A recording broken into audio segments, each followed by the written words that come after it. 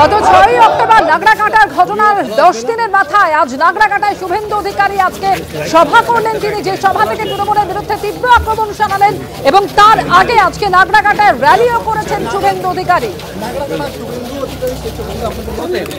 গত 6ই অক্টোবর যে ঘটনা ঘটে বিজেপি সাংসদ খগেন মুর্মু আক্রান্ত হয়েছিলেন এবং সেই প্ল্যাকার্ড হাতে নিয়ে আজকে র্যালি করলেন শুভেন্দু অধিকারী।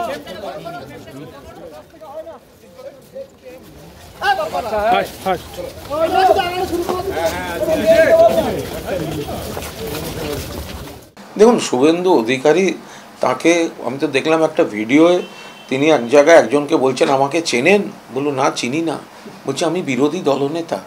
তো ফলে ওনাকে মানে উনি যাচ্ছেন, ওনাকে ঘুরতে হয় যেতে হয়, তার কোনো প্রভাব নেই, ওনার দল গোষ্ঠীদ্বন্দ্বে দীর্ণ। বাংলায় একটা লোক পাবেন যে মমতা ব্যানার্জি মুখ্যমন্ত্রীকে তো সবাই চেনেন, তাহলে এবার তফাৎটা বুঝুন। অপোজিশন লিডারকে বলতে হচ্ছে আমায় চেনেন, বলছে না চিনি না, মানে আমি অপোজিশন লিডার। তো ফলে জনবিচ্ছিন্ন। ওকে ভিজিটিং কার্ড পকেটে রাখলে হবে না, শুভেন্দুবাবুকে গলায় ঝুলিয়ে ঘুরতে হবে অপোজিশন লিডার, নইলে তো মানুষও বুঝতে পারবে না এলাকা দিয়ে কে হেঁটে যাচ্ছে। ধর্মতলায় 2022-এ টেট উত্তীর্ণ চাকরি প্রার্থীদের বিক্ষোভ, সেই ছবি আপনাদের দেখাবো, যেখানে শূন্য পদে নিয়োগের দাবিতে আজকে তারা বিক্ষোভ দেখাচ্ছেন।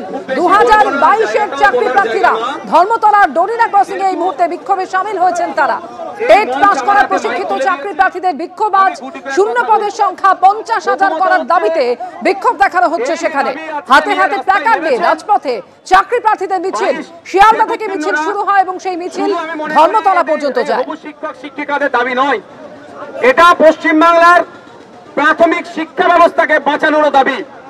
তাই হবু শিক্ষক শিক্ষিকাদের সাথে আমিও রাস্তায় নেমেছি। আজকে এসে আমরা এখান থেকে রাজ্যের শিক্ষামন্ত্রী এবং রাজ্যের মুখ্যমন্ত্রীর কাছে বার্তা দিতে চাই যে পশ্চিমবাংলার বুনিয়াদী শিক্ষা ব্যবস্থাকে আপনাদের শাসনামলে যেভাবে ধ্বংস করেছেন, আর যতটুকু বেঁচে আছে আর ধ্বংস করবেন না।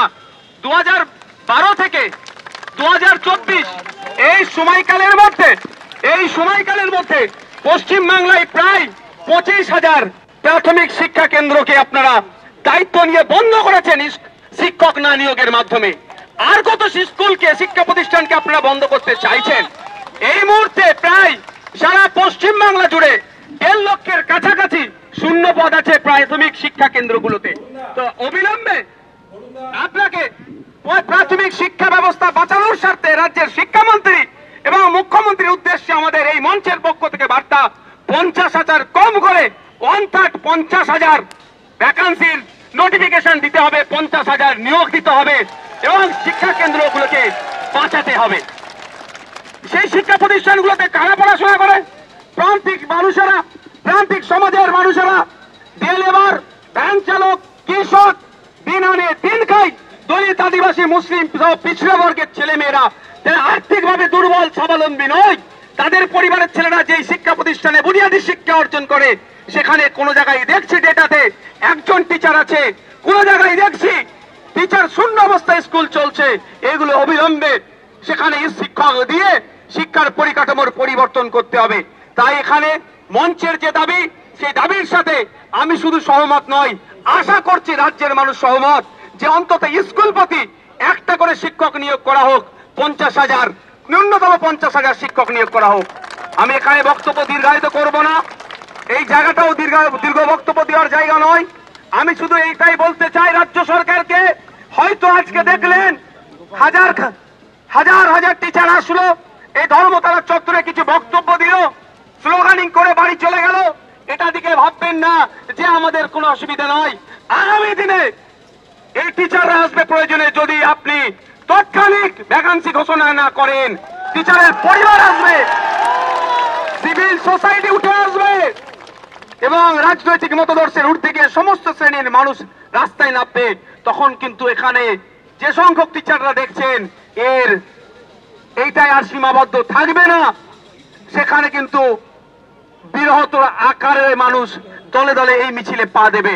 তাই আমি অনুরোধ করব যে আমরা আজকে এসেছি, আজকে এখান থেকে আমাদের প্রতিবাদ মিছিল, আমাদের 50,000 ভ্যাকান্সির ডিক্লেয়ারের যে মিছিল, হয়তো আমরা যত সময়ে নিয়ম মাফিক যে আমরা কমিটমেন্ট করেছি সে শেষ করব, তবে আগামী দিন যদি আসতে হয়, আমি নওশাদ সিদ্দিকী বলছি, আমাদের এই মঞ্চের দাদারা, হবু শিক্ষক শিক্ষিকারা, দিদিরা গণতান্ত্রিক প্রক্রিয়ায় যে আন্দোলন করবে সেই আন্দোলনে আমি শুধু নয়, বাংলার মানুষকে ঐক্য আবেদন করব এবং হবে।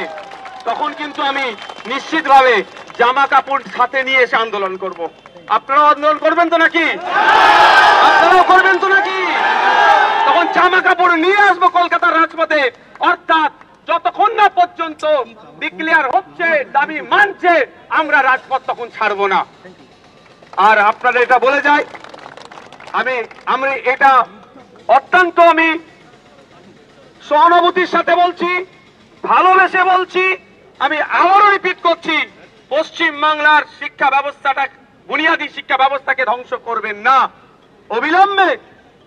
যেমন একদিকে 50,000 পরিবার বাঁচবে, 50,000 শিক্ষক নিয়োগ হলে, অপরদিকে এই 50,000 শিক্ষকের জন্য আরো 1 লক্ষ পরিবার আর্থিকভাবে তারা স্বাবলম্বী হবে। তাহলে 1.5 লক্ষ পরিবার বাঁচবে, 1.5 লক্ষ পরিবার মানে প্রায় 5 থেকে 7 লাখ মানুষ উপকৃত হবে। একদিকে যেমন, উল্টো দিকে সাথে সাথে যেখানে আমরা প্রান্তিক সমাজ থেকে উঠে আসছি, আমাদের সেই সংখ্যালঘু অধ্যুষিত ব্লক হতে পারে, দলিত অধ্যুষিত ব্লক হতে পারে, আদিবাসী অধ্যুষিত ব্লক হতে পারে, ঝাড়গ্রাম হতে পারে, সুন্দরবনে প্রত্যন্ত গ্রাম হতে পারে, বা ডুয়ার্সের যে কোনো ব্লক হতে পারে, সেখানকার বুনিয়াদী শিক্ষাটা আমরা বাঁচাতে পারবো।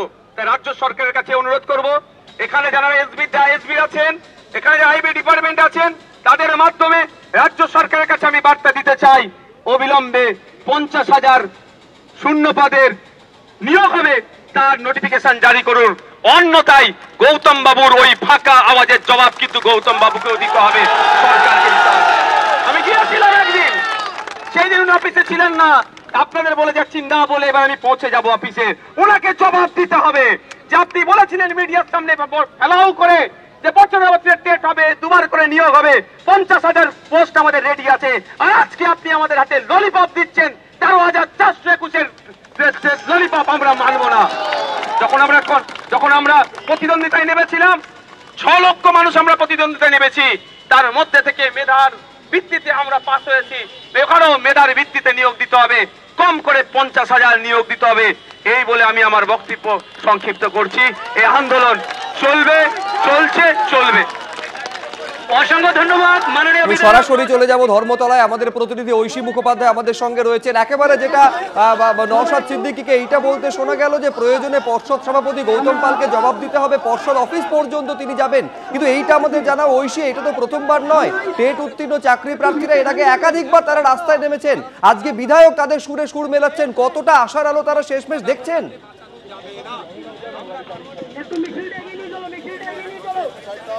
একেবারে দেখো, তারা আশার আলো দেখতে পাননি বলেই রাজপথে নামতে বাধ্য হয়েছেন। এর আগেও তারা কিন্তু আন্দোলন করেছিলেন, মূলত চাকরির যে পদ বেরিয়েছে 13,421, তারা চাইছেন শূন্য পদের সংখ্যা 50,000 করা হোক, এবং তারই দাবিতে তুমি দেখতে পাচ্ছ এই মুহূর্তে ডোরিনা ক্রসিং অবরোধ করে তারা বিক্ষোভ প্রদর্শন করছেন। আজকে কিন্তু শিয়ালদা থেকে তারা মিছিল করেন ধর্মতলা পর্যন্ত, এবং এই মুহূর্তে দেখতে পাচ্ছ যে ডোরিনা ক্রসিংয়ে কয়েকশো যারা চাকরি প্রার্থী তারা কিন্তু এই মুহূর্তে দাঁড়িয়ে রয়েছেন। তারা যে বিষয়টাকে সামনে রেখে আজকে আন্দোলনে নেমেছেন যে 50,000 শূন্য পদের কথা বলে কেন এখন 13,421 শূন্য পদের বিজ্ঞপ্তি জারি হলো, অর্থাৎ এত বছর টেট হয়নি, শিক্ষক নিয়োগ হয়নি, বুনিয়াদী শিক্ষার যে পরিকাঠামো তা ভেঙে যাচ্ছে, এবং সে কারণে বুনিয়াদী শিক্ষাকে মজবুত করতে এবং স্কুলে স্কুলে শিক্ষক নিয়োগ করতে, প্রাথমিক শিক্ষায় যাতে আরও বেশি উন্নয়ন করা যায়, মানোন্নয়ন যাতে হয়, সে কারণেই কিন্তু তারা দাবি করছেন যে 50,000 শূন্য পদে নিয়োগ দিতে হবে। এবং তার কারণেই তুমি দেখতে পাচ্ছ যারা 2022 সালে টেট পাস করেছিলেন সে সমস্ত ডিএলএড চাকরি প্রার্থীরা তারা দেখতে পাচ্ছ এখানে তারা কোথায় কোথায় আন্দোলন করেছেন তারও তালিকা নিয়ে এসেছেন, যে তারা বিকাশ ভবন গেছেন, তারা দপ্তরে দপ্তরে অভিযান করেছেন, এবং তারা বারংবার দ্বারস্থ হয়েছেন প্রশাসনের এবং তারই সঙ্গে মুখ্যমন্ত্রী মমতা বন্দ্যোপাধ্যায়ের, কিন্তু সুরাহা হয়নি। এবং সেই সুরাহা খুঁজতে, সমাধান সূত্র বার করতেই কিন্তু তারা বারংবার পথে নেমেছেন, এবং অন্যথা হয়নি। তাই আজকেও কিন্তু দেখা গেল যে 50,000 শূন্য পদের দাবিতে দেখতে পাচ্ছ তারা এই মুহূর্তে পথে নেমেছেন। আজকে আপনাদের দাবি কি? আজ আমাদের দাবি ছিল যে 13,421টা যে পদ দিয়েছে সেটা 6 মাসের রিটায়ারমেন্টে যা পদ, এর থেকে বেশি পদ খালি হয়েছে, সেটা আমাদের যে কোনোভাবে একটা গিলিয়ে দেওয়ার চেষ্টা হচ্ছে। তাই আমরা আজকে শিক্ষকদের অস্ত্র শব্দ আর খাদ্য আর বস্ত্র যেটাকে মানুষ শুধুমাত্র ভোগে ব্যবহার করে, তাদের সাথে কোনো কিছু ভাগ করে না, কারণ তাদের জড়বস্তু হিসেবে আজকে আমরা এই যে যাদেরকে ভোগ করা অর্থাৎ 5 টাকার বিস্কুট দিয়েও কোনো একটা সামাজিক পরিবার তার বুকের যে